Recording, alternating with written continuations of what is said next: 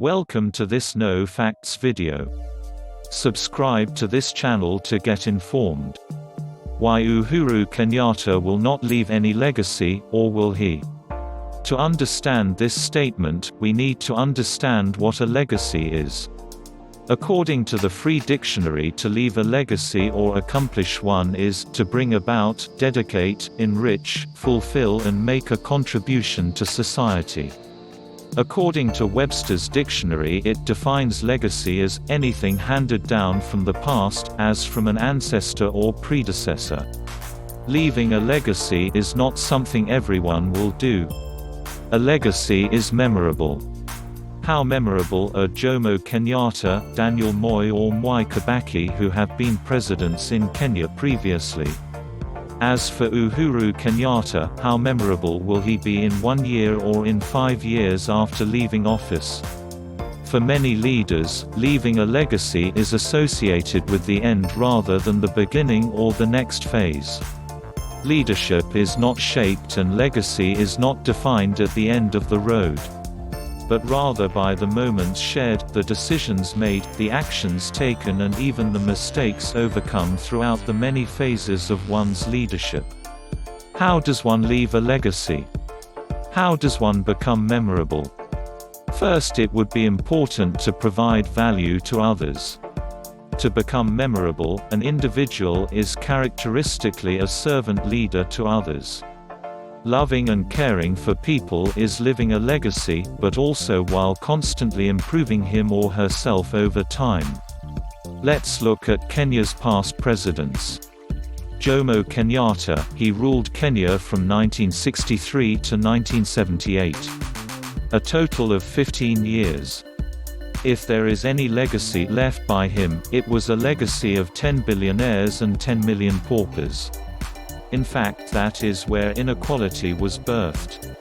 Having surrounded himself with the elitists, he forgot about the populace. There is no way you will leave any legacy when you don't impact or change lives of others. Daniel Moi, he ruled Kenya from 1978 to 2002. A total of 24 years. If he left a legacy, then it must have been on how to be a bad leader. It will be remembered that during Moi's reign, fear of him or of mentioning his name was the order of the day. Apart from theft of public coffers and wanton land grabbing, nothing else can be said of him. By the end of his reign, Kenya was a country of 10 billionaires and 20 million paupers, leaving Kenyans poorer than he had found them. Did he have an impact on Kenyans? No, instead he left Kenyans with nightmares. Mwai Kibaki, he ruled from 2003 to 2013. A total of 10 years. The two-term president is considered to have left a legacy. Considering the fact that the country had come from the Nyayo era, Kibaki couldn't do any worse. Although he worked behind the scenes, he managed to inspire Kenyans by making the economic situation in the country conducive. Kenyans were able to earn a decent living during his term. If he has a legacy, then most Kenyans will tell you that during his reign they were able to make ends meet. Businesses were doing well whether small or big. He did have a positive impact on the lives of Kenyans. So when Uhuru Kenyatta was elected in 2013, the expectations were very high. He was expected to do better than Mwai Kibaki since Kibaki had already set the foundation. He had also made many pledges during the campaigns which, if implemented, would make things only better. However, between 2013 and 2017 things were just getting worse. For some reason everything seemed to be going backwards. All his government was doing was borrowing for infrastructure projects. Hard economic times started crawling back. By the time we were through with the two elections in 2017, the economy was in the ICU. Small and medium-sized businesses were closing down at an alarming rate. By mid-2018 joblessness and desperation were at the peak. The country is back to the place of 20 billionaires and 40 million paupers. Notwithstanding the fact that during Kibaki's term, many millionaires had been birthed. After the 2017 elections, President Uhuru made known that he wants to leave a legacy based on his Big Four agenda. These are food security, manufacturing, affordable universal health care and affordable housing. When Uhuru says that this is the legacy he wants to leave behind, one wonders how he expects this to impact the lives of the people in just 3 years left of his term. Agriculture and health are devolved functions, meaning that they should be carried out by the county governments. So how does he intend to deal with food security, which falls under agriculture? Is it the Galana Kalalu way, where billions of shillings were pumped into a white elephant project? On health, which is also devolved, the governors are resisting anything from the national government.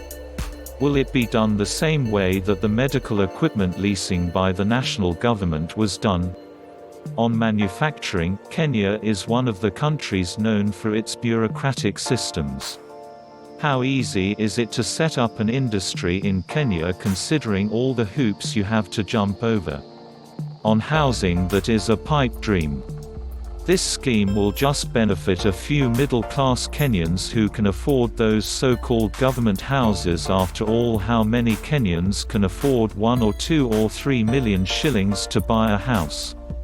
If this is the legacy that Uhuru wants to leave behind, he must be reminded the following: legacy is not defined at the end of the road, but rather by the moments shared, the decisions made, the actions taken, and even the mistakes overcome throughout the many phases of one's leadership.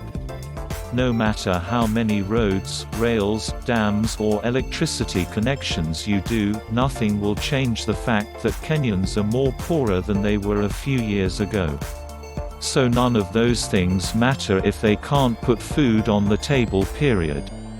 If President Uhuru Kenyatta wants to leave a legacy, he should have asked his friend the late Bob Collymore on how to do it. 2 things that Bob Collymore said that may be of help to the president: 1. No one can argue against results. 2. Use your power to uplift others and impact society. President Kenyatta has done neither of the two, and I'm sure he won't have by the end of his term. Or will a miracle happen? Well, if Uhuru can dedicate the remainder of his term to fight theft of public money and corruption, then that would be the game changer. In this case, not just talking about it but dealing with it head-on. All he has is to follow this 2 quotes from Lee Kuan Yew. 1. Start with putting 3 of your friends to jail. You definitely know what for, and people will believe you.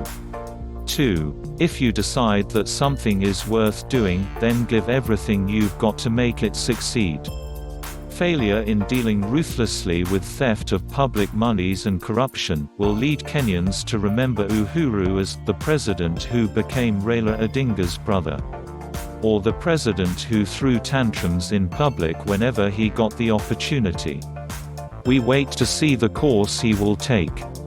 It is very unfortunate that in years to come, no one will be able to say anything good of him. Thank you for watching. Subscribe to this channel. Hit the bell button to get notifications when we release new videos.